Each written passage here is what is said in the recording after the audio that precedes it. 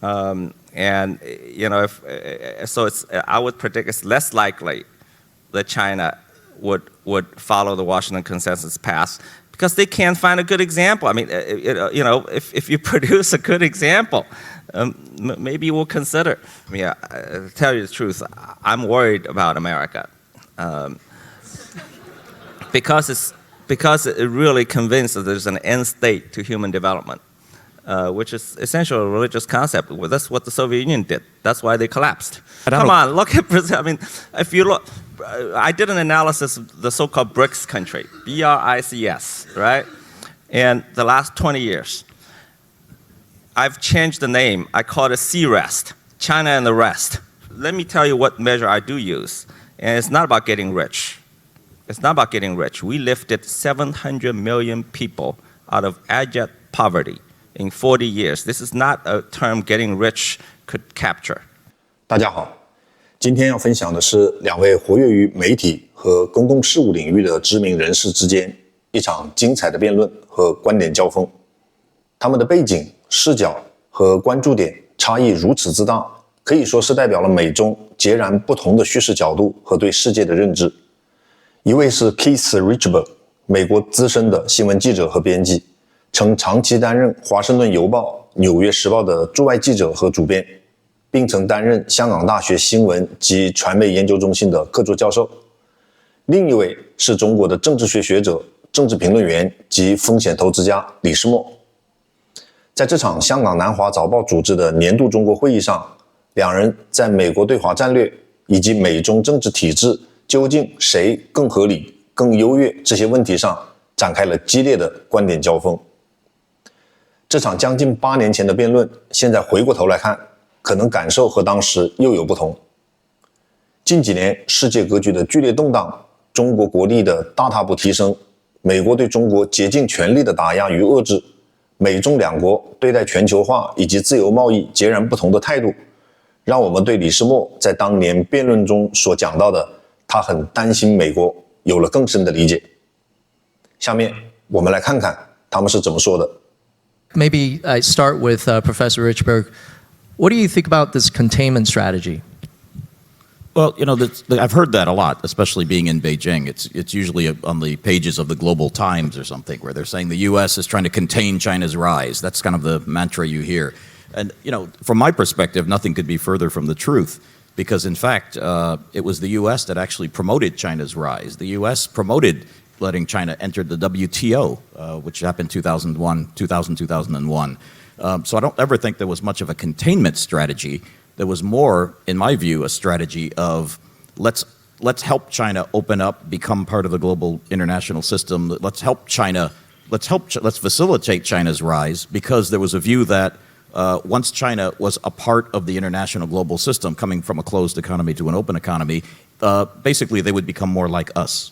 And opening their economy meant flooding the zone with, McDonald's and KFC and all the other good things from the West. And ultimately, they would become more like us, and they would have more openness and more freedom, and ultimately lead to a more open political system as well. That's the strategy, if you want to call it that, of bringing in your so-called adversary by embracing them. So it was never, in my view, a containment strategy. And I would say up until this day, you hear this as well. Even when President Obama announced the pivot to Asia, everybody talked about this as containment in China, when in fact it's the exact opposite. I don't think the U.S. wants to blunt China's rise. I think America knows that its own economic success depends on China's economic success. So the goal is not to contain the rise as much as it's to direct the rise in a certain direction, so China becomes a friendlier, more open country that's tied into the exact same international institutions that, like WTO, et cetera, et cetera.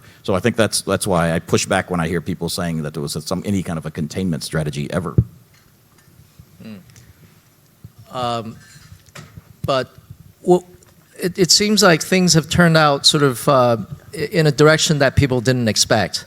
And you talk about sort of open political systems, and I think what defines the Western liberal democracies are some of the values of individual liberties, freedom, an election-based decision-making process. And question to Eric: what is the model that China is moving on? Is there an alternative model of governance? Well, thanks. Let me first quickly respond to what Keith said. I mean, I do agree with you that I think for a long time after the Cold War, the United States did not pursue a containment strategy against China. It wanted to bring China into the system, as you said. I think the U.S. strategy was U.S. pursued a make the rest of the world in its own image strategy by persuasion, if possible, by force if necessary. That's been the strategy post-Cold War for 20, 30 years. But I would argue that it was essentially spelled out by Anthony Lake, the National Security Advisor under Clinton, to make the rest of the world in its own image. I would argue that if China had followed that prescription, it would not actually been successful.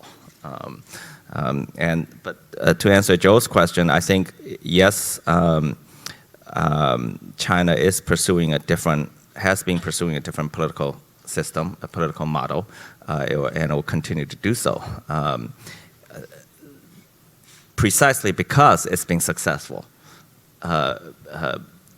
in pursuing something that's distinctly different from the Washington Consensus.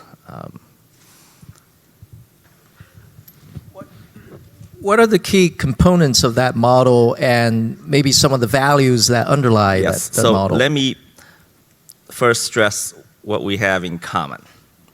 Great. We can end on that.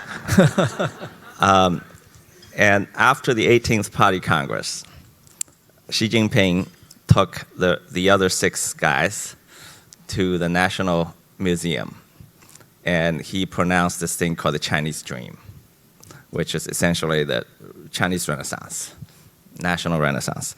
And I remember reading a lot of people, including a lot of leading intellectuals, who said that the Chinese Dream is the opposite of the American Dream. The American Dream is about the individualism, individual aspirations, freedom, and the Chinese Dream is about the collective, national strength, and what have you. But I would beg to differ from that. I mean, as you remember, we all say the 20th century was the American century, which is true. And the inaugural president of the American century was Teddy Roosevelt, of course. He became president at the turn of the 19th, 20th century. And I remember, if you go Google it, you'll find his most important speech at that time called The Strenuous Life. And if you read that speech, you'll find it is so similar to Xi Jinping's speech after the 18th Party Congress about the Chinese Dream. And he talked about the American Dream, okay? And he talked about, look what the Spanish are doing, look at what the British are doing, we gotta get our act together, let's forget our individual interests, let's forget our individual dreams, let's all work for the great American collective to build American national strength and give up on our own individual desires to sacrifice for the American collective national renaissance, not a renaissance, but birthing to greatness. So it's amazing how similar these two speeches are. And if you look at from Teddy Roosevelt through FDR, through the interstate highways, through the building the welfare, labor union, all of that. So America had been, the American century for a large part, America's rise had been about the collective, about the nation as a whole. Until recent decades, somehow it gone on a tangent about, it's all about the individual. I don't buy it. I think American greatness, American century was built on a collective dream. Not about the individual. And the individual is an illusion that came about in very recent decades after America has already risen. Professor Richburg, what do you say to that? I take issue a little bit with the history there. I think, look, presidents always call together the nation for the collective. It was John Kennedy who said, ask not what you can do, ask what you can do for your country, not what your country can do for you. But they never did that or promoted that idea of a collective together at the sacrifice of individual liberties, et cetera. I found it interesting earlier when you were talking about what Anthony Lake said, and you said China would not have been successful had they followed that model. Because you seem to be implying, I don't want to put words in your mouth, that democracy or more individual liberty would have been incompatible with China advancing the way it has advanced. And when I was here in the 1990s, living in Hong Kong and traveling around Southeast Asia, I heard a lot of this talk about Asian values, that Asians are somehow different than the U.S. And Westerners that they prefer a paternalistic style of leadership. They don't care about things like individual rights. They only care about the country, the family first, and then the society. But we put too much emphasis on individual rights. I've been hearing that Asian values thing for decades now, mostly by prime ministers in Malaysia and Singapore. When I hear this stuff, it's usually to justify one party's continued hold on power by saying our people don't care about democracy. They only care about paternalistic rule as long as it's benevolent. And when you have the mandate of heaven, you can rule. I've always said that's bunk because I go back to the idea that there are some values that are universal. And I think they're enshrined pretty nicely in the Declaration of Independence. And just if you look at those words, we're endowed with certain inalienable rights, including life, liberty, and the pursuit of happiness. And it's not just that these are American values somehow. I think somehow these are universal values that are applied everywhere. Ho Chi Minh quoted those same universal values when he was declaring independence for Vietnam. And if you look now, and I'm not saying that everybody has to have a system that looks like the American system. I'm not saying that at all. So when I say democracy, I'm talking small d. It can look differently in different places. But it seems to be the trend that has swept the globe. To me, the most exciting thing of the last 20 years is how democracy has taken root in places like Latin America, Central America. I think Cuba is the only one now that's not somehow having elections. In Africa, where I covered, you can't get away having coups anymore. I mean, even in Zimbabwe recently, they had to say, this is not really a coup. Now most countries are at least pretending to have some kind of democratic election to legitimize their rule. Even in Asia, look around. In Thailand, they're pushing ahead for an election this year to justify. In Cambodia, even Hun Sen, who's been in power 30 years, still has to go through the motions of having some kind of popular legitimacy. So I don't buy the notion that somehow democracy and this idea of individual rights is just a Western concept that we're trying to push onto people, including China. Well, I think it's more basic than values. I think it's about what works. So let's take a look at the last 30 years. I call it the Great Conversion. Since 1990, I think in the 80s, according to the Freedom House, there were about 47, 50 democracies. Today, there are about 150. Okay, who had electoral democracy elections and what have you. And according to the Wall Street Journal Heritage Foundation, the number of countries that went from not free market to free market has quadrupled. Okay, so never before in human history, never has so many countries abandoned whatever political and economic system they had and adopted something completely new. Never before. Okay, so I call it the Great Conversion. And now 30 years have passed. And let's take a look at the track record of the Great Conversion. Okay, I grouped them into three groups. The first group was the luckiest one. That's the former Soviet states in Eastern Europe. Okay, those were the most Western, especially in Eastern Europe. That got quickly integrated into Europe, got access to big market. Okay, there are about 29 countries in that group, including Russia itself. If you examine the luckiest group, okay, with a few exceptions, Czech Republic, maybe Poland, maybe Hungary, who are now regretting, about 2/3 of these countries are in horrible shape. The former Soviet, the Ukraine being the worst, okay, not livable, failed state, okay. And look at the stands. Most of Eastern Europe, not in good shape, okay? And that's the luckiest group. The second group that converted into electoral democracy and market capitalism were places like Taiwan, South Korea. Those are places that achieved developed world status under dictatorships or authoritarian regimes. So they got rich before they democratized. Right? So they didn't rise under democracy. They rose under dictatorial or authoritarian regimes, and they achieved developed country status, and then they democratized. Out of that group, 50-50 at best.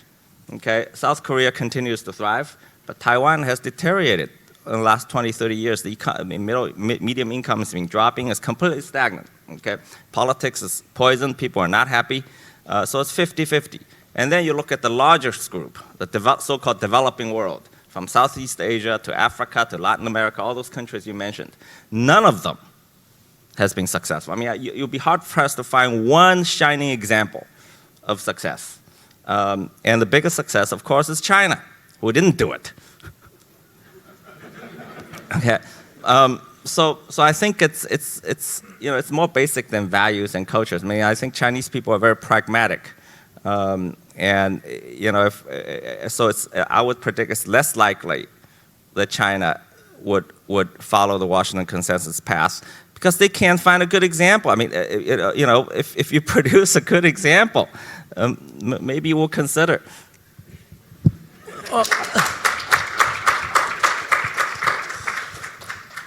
We're just getting started. So, so now we've established that Professor Richburg is the idealist and Eric is the practicalist. But what about maybe, you talk about universal values. Are there, in the end state, are there some values that are commonly held that are universal, maybe at the idealistic state? Because today in China, the GDP per capita in China is about $8,000 US. The United States is about $56,000 US. So it's 1/7. Close to 10,000. Close to 10,000, okay. All right, whatever. 1/6 of the United States. So China, in that context, is still developing, even though a lot of people said it's already developed. So maybe if you're the leadership of China, maybe China should be run more like a corporation as opposed to a political system. Because in a corporation, when you're trying to grow revenues, improve profits, whatever it is, you can really only have one CEO, not co-CEOs. We're not an investment bank, co-head of everything. So maybe maybe the practicality of this is that in the current state, this model is more suitable in China. But is there an end state? Eric?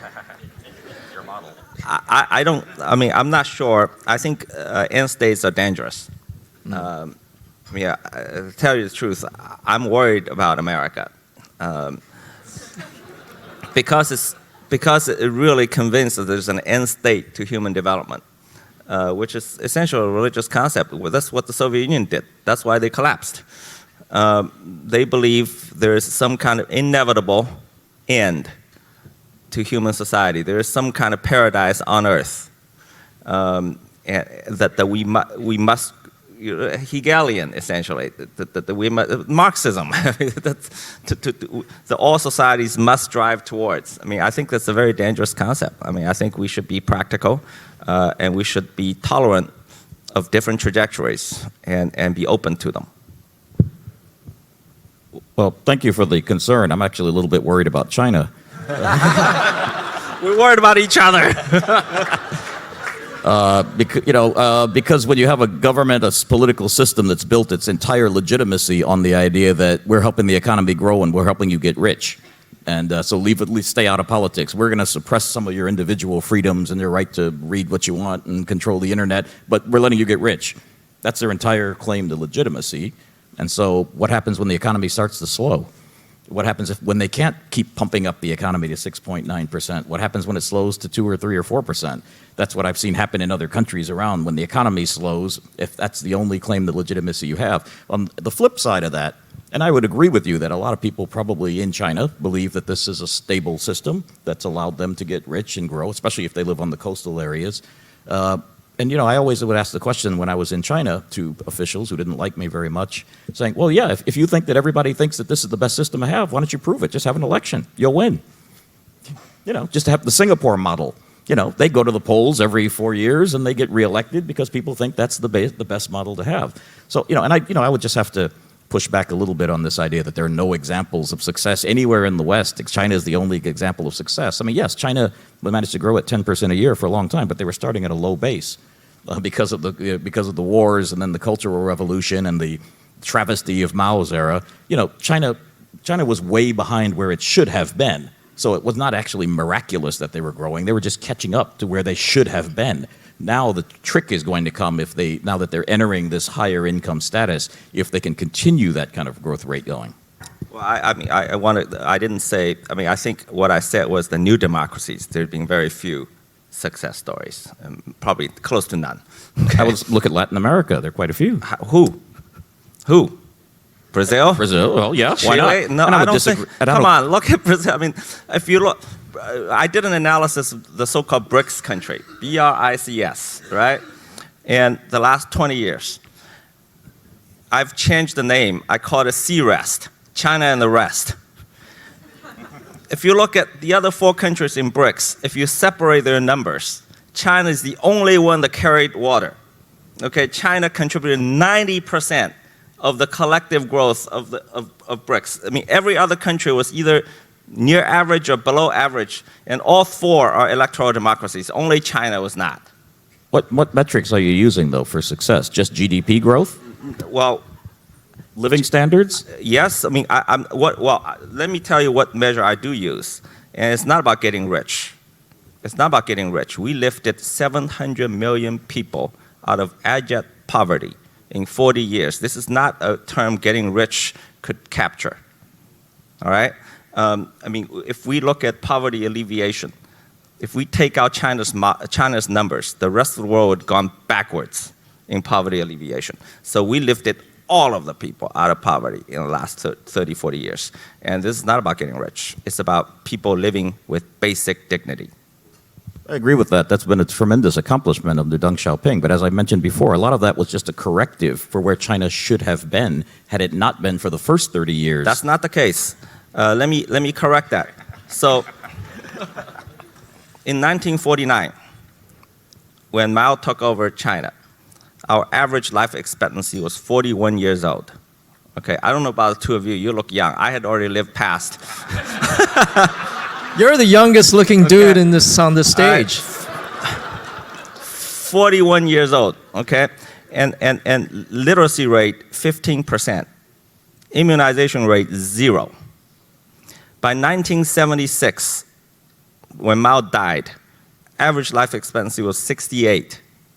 All right? Literacy rate was 80%, close to 100% of young people. Immunization rate, 100%. There's no way that Deng Xiaoping would be able to launch the reforms successfully without those enormous, amazing accomplishments. In fact, if you look at the numbers, by 1978, at a very low income per capita, still poor country, on that basis, China was already within striking distance to developed countries in terms of the UN Human Development Index. Okay, amazing accomplishment in the first 30 years. A lot of problems, Cultural Revolution, Great Leap Forward, disasters, catastrophes. But to characterize somehow China, China was where it should be in 1978. I would disagree with that. I would think China should have been a lot further along than they were, and then the Deng Xiaoping reforms were a corrective to that, but we'll disagree on that point. Okay, but there's just one measure, I think, just living in, working in China and seeing how the economy has developed.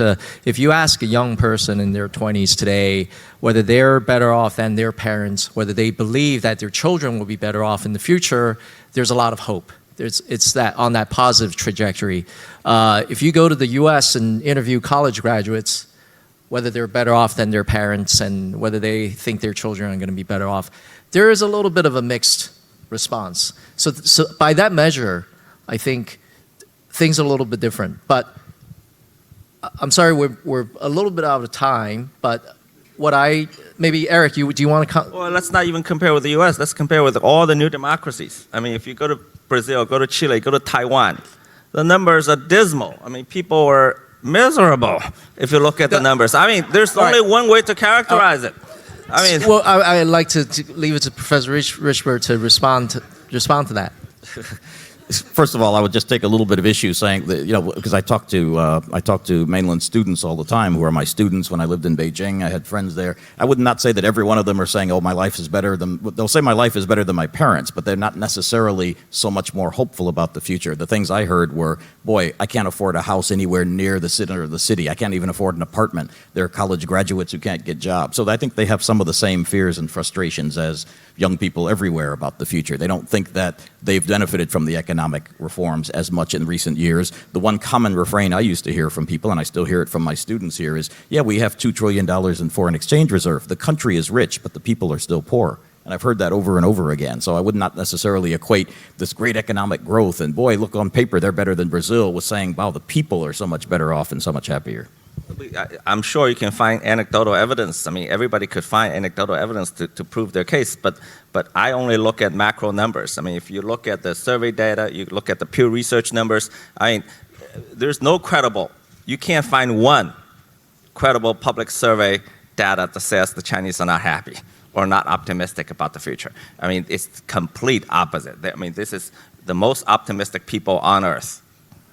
If you believe public survey data out of China, yeah. I don't know. Well, maybe I don't, but I don't know what else to believe. I mean, so you have to base your judgment on something.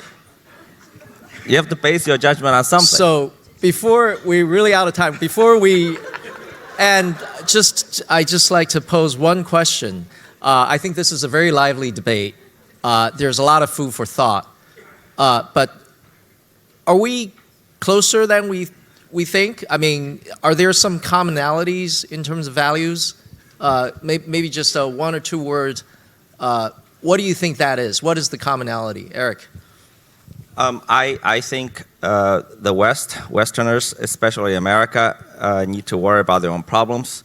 They need to move a little bit towards caring for the collective and not worry too much about, not focus so much on the individual. I think America has let its country stagnate because it cares too much about the individual, too much about liberty, and less about the collective. And the Chinese probably need to care a little bit more about the individual, I would say. Oh, okay. I was just about to say his last point. Yeah. I think as China grows and develops and China rises, become a world power, I think commensurate with that, they have to start giving a little bit more openness to their own people. They have to start letting people read a little bit more what they want. They have to start letting people be able to do what they want, move around the way they want. I mean, it's, if somebody wants to go on the internet and check out some foreign website for something, they have to allow more creativity. They have to allow people to experiment in fields. They don't, why are you censoring movie scripts? Why are you censoring artistic expression? They have to start, there's a reason why you get so much innovation coming out of the US and why so many people go to Silicon Valley to invent things, because there's a lot more openness to, and in the education system, and that's another big area that they need to work on. So, yes, maybe the U.S. could use a little bit more collectivity, but I think unless you allow more individual interpretation, individual expression, they're going to be stunting where China could be. All right, we're really out of time, so thank you very much. Thank you.